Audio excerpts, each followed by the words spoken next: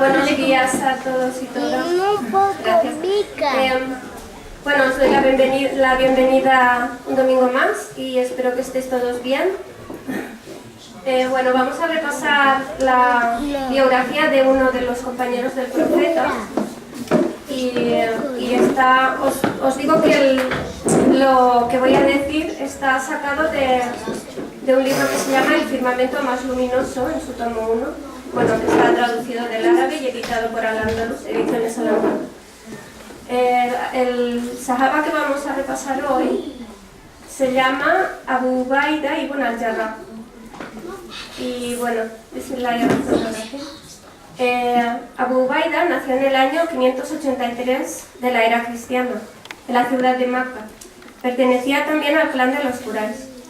Su padre era un comerciante y él, antes de abrazar el Islam, me refiero a Abu Ubaida, ya era famoso por su modestia y su valentía. Después fue llamado el digno de confianza de la umma. Cuando el profeta, la paz sea con él, empezó a predicar en Meca, él no tardó en aceptar el mensaje del Islam y declarar su fe. Se dice que tenía 28 años cuando abrazó el Islam y que fue la 8ª persona en abrazarlo. Su padre no aceptaba en absoluto que hubiera aceptado el Islam. Le preguntó si era cierto que lo había hecho y él no mintió ni fingió, sino que se lo afirmó rotundamente. Nada pudo hacer cambiar la actitud de su padre, que siguió siendo idólatra hasta su muerte y que le torturaba creyendo que así abandonaría el Islam. Pero eso no hizo más que aumentar la fe de Abu Ubaida y alejarle más de su padre. Después, como sabéis, no solo el padre de Abu Ubaida, sino también el resto de los quraishitas que no creían en el mensaje que traía Muhammad, persiguieron y torturaron a los nuevos musulmanes. Fue entonces cuando el profeta, la paz sea con él, le ordenó que emigrasen a Abisinia para escapar de la terrible situación en la que se encontraban entonces. Abu Ubaida fue uno de los que emigraron y a pesar de la cómoda vida, después de vivir un tiempo en Abisinia, a pesar de la cómoda vida que llevaba en el reino de Nayasir, que era el rey abisinio, él deseaba volver a Meca y luchar contra los que oprimían a los musulmanes. Así que volvió, y allí seguía creciendo el número de musulmanes y su conocimiento también. Entonces, eran perseguidos, como sabéis, hasta que Dios les permitió emigrar a Medina, y esta vez ya para siempre. En esta segunda emigración también fue Abu Ubaida, y por eso se le llamó el de las dos migraciones. Cuando el profeta llegó a Medina, hermanó a los emigrantes con los ansar, es decir, los auxiliadores de Medina, que les habían acogido y les habían ofrecido su protección.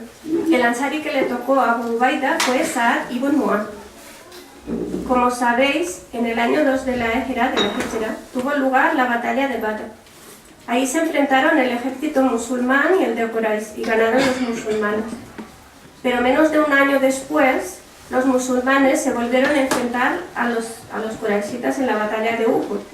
En esta ocasión, el profeta, la paz sea con él, seleccionó a 50 arqueros. Bueno, esto es un poco el relato corto de la batalla, ¿vale? Y los puso bajo el mando de Abdullah ibn Jubayr al-Ansari.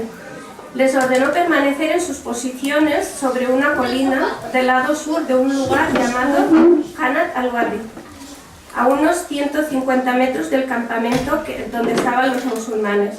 Esa colina se ha llamado después Colina de los Arqueros. El mensajero de Dios, la paz sea con él, les dijo: alejad a los jinetes enemigos lanzándoles flechas de modo que no nos ataquen por la retaguardia. Era una posición estratégica. Tanto si ganamos como si perdemos, permaneced firmes en vuestras posiciones. Y después les dijo: defended nuestras espaldas. Si veis que nos están matando, no vengáis a socorrernos. Y si nos veis ganando, no os unáis a nosotros. Es decir, no tenían que moverse bajo ningún concepto. Y de esta manera el profeta, la paz sea con él, quería bloquear el único camino posible que tenía el enemigo para rodearles. Y luego les exhortó a luchar con determinación y firmeza. Empezó el combate y pronto los musulmanes controlaron la situación.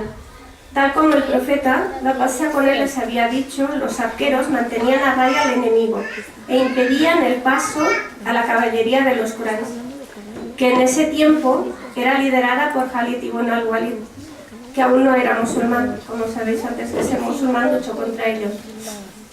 En esa batalla los idólatras de Quraysh eran unos 3.000 hombres y los musulmanes solo 700, pero los musulmanes enseguida dominaron la batalla.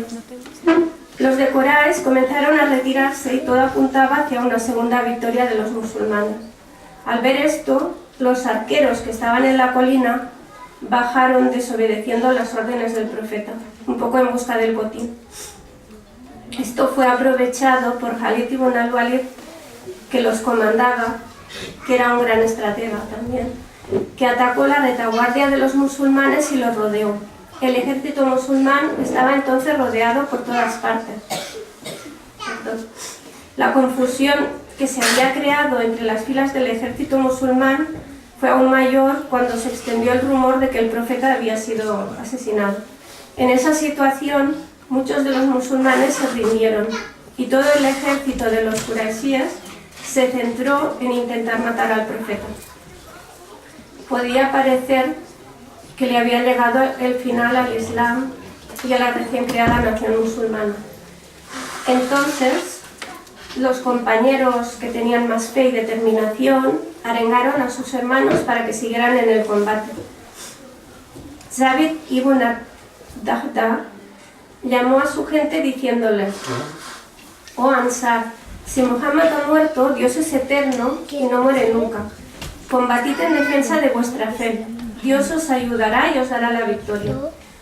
Después, poco a poco, el ejército musulmán se reagrupó y siguió luchando con coraje. Pero claro, ya no podían vencer la batalla porque los daños habían sido muy grandes.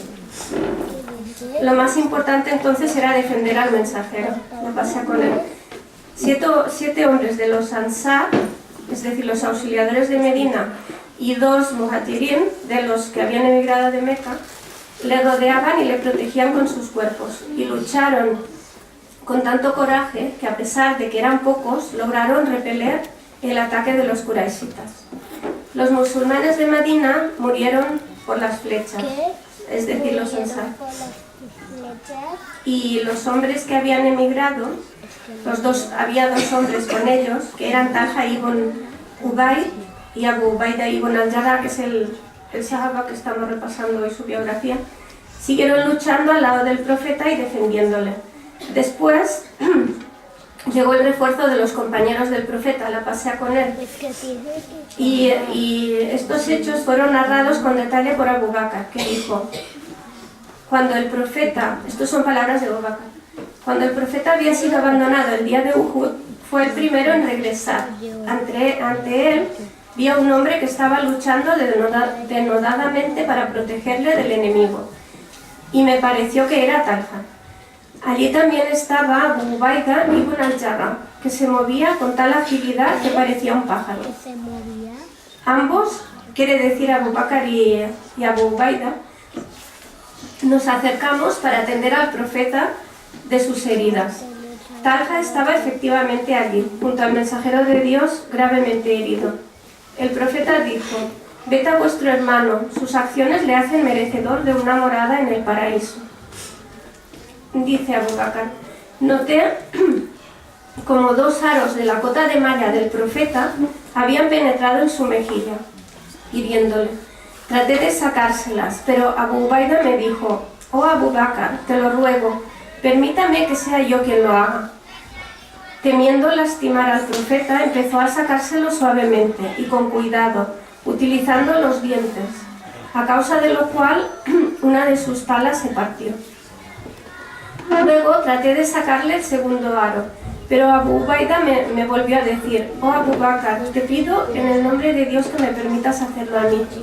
Y sacó el segundo anillo con la misma suavidad con la que había sacado el primero. El mensajero de Dios exclamó: «Mirad a vuestro hermano, ha demostrado ser merecedor de una morada en el paraíso». Nos acercamos para atender a Talha y encontramos más de 30 heridas de espada en su cuerpo.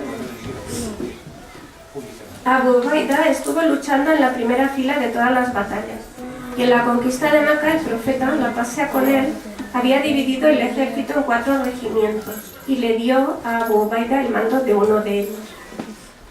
Después, cuando los yemenitas aceptaron el Islam, pidieron al profeta que mandase un hombre respetable para enseñarles el din. Y el profeta, la paz sea con él, les dijo: volved por la noche e irá con vosotros el fuerte y digno de confianza. En ese momento todos los compañeros esperaban ser ellos los que el profeta nombraría. Omar ibn al-Khattab dijo más tarde, recordando este suceso: hubiese preferido ser el digno de confianza antes que gobernante. Después, ese día, después del Salah al-Duhur, el profeta se volvió a derecha e izquierda. Esto lo sigue diciendo Omar.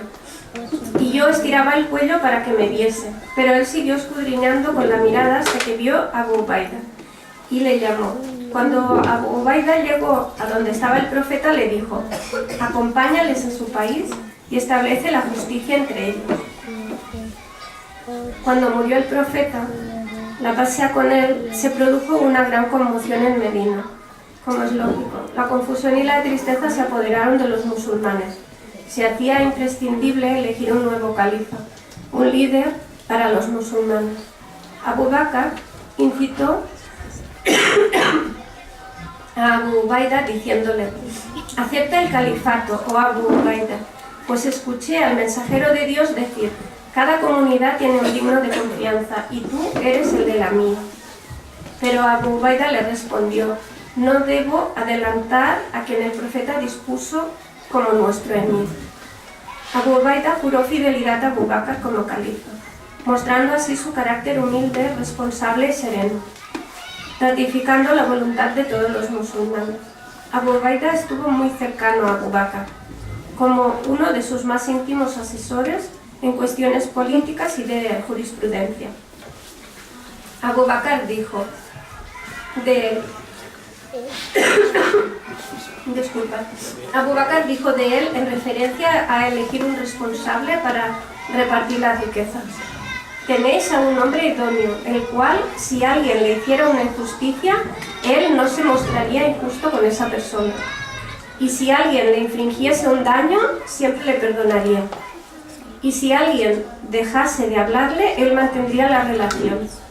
Es misericordioso con los musulmanes y duro con aquellos que le combaten. Fue elegido para esta tarea, pero no la desempeñó por mucho tiempo, ya que la nueva situación con los bizantinos requería ir a luchar. Abu Bakr le ordenó que fuera a Sham para reunirse con los musulmanes que se preparaban ya, y luchó en la batalla de Yarmouk en el año 13 de la Hijra. Estando ahí, y antes de que los musulmanes vencieran en esa batalla, le llegó una carta de Umar, en la que le comunicaba la muerte de Abu Bakr y la elección suya de Umar como segundo califa del mensajero de Dios. Al mismo tiempo, le hacía saber que le había retirado el mando a Khalid ibn al-Walid, que entonces era el comandante de ese ejército, y le nombraba a él como general del ejército musulmán. Sin embargo, Ubaida temió que estas noticias pudieran debilitar el ánimo de los musulmanes y decidió ocultárselo a Khalid. Según un relato registrado por el historiador At-Tabari, a Omar se le dijo: Abu Bakr está gravemente enfermo. O sea, no le dijeron la verdad del todo. El ejército musulmán venció en esta batalla, en la de Yarmouk, al mando de Khalid, y después de esto Abu Ubaida le enseñó la carta a Omar. Le enseñó la carta de Omar a Khalid, perdón.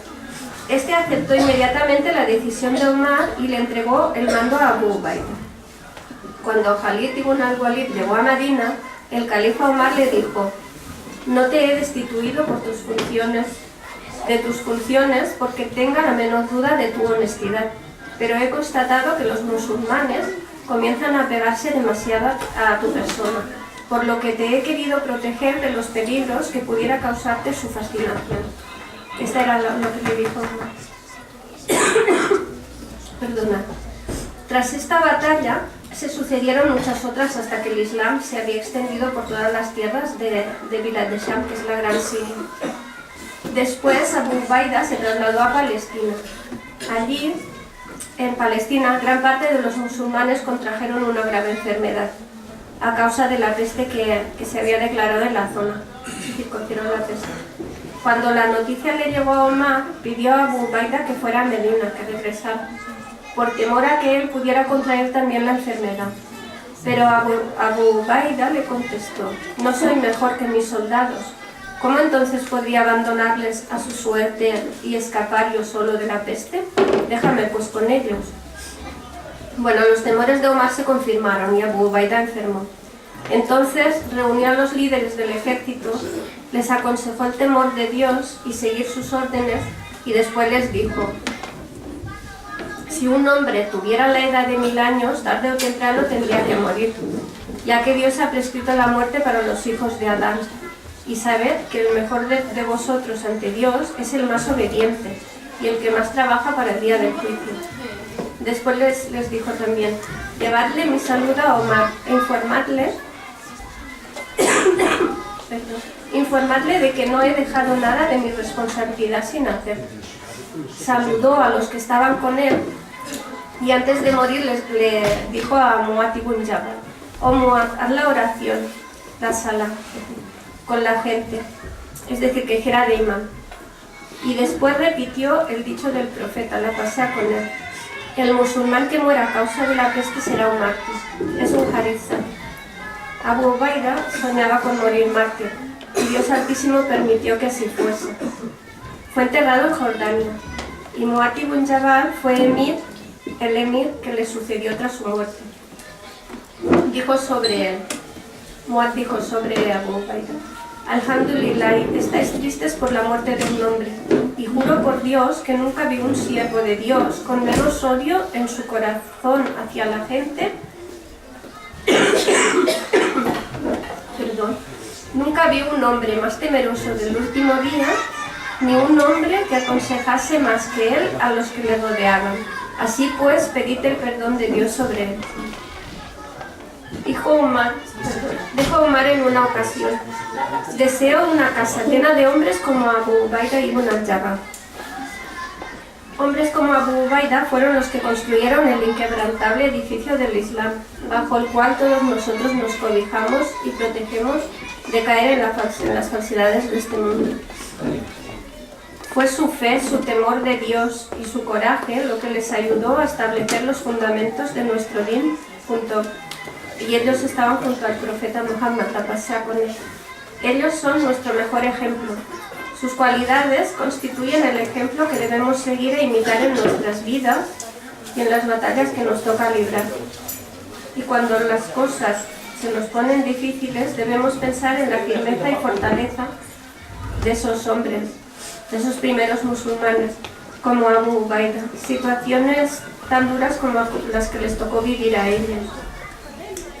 Que Dios Altísimo les recompense por sus sacrificios y que nos dé a nosotros fortaleza para mantenernos en el camino recto, con humildad e intención sincera, para ser dignos de confianza de la umma como Abu Ubaida.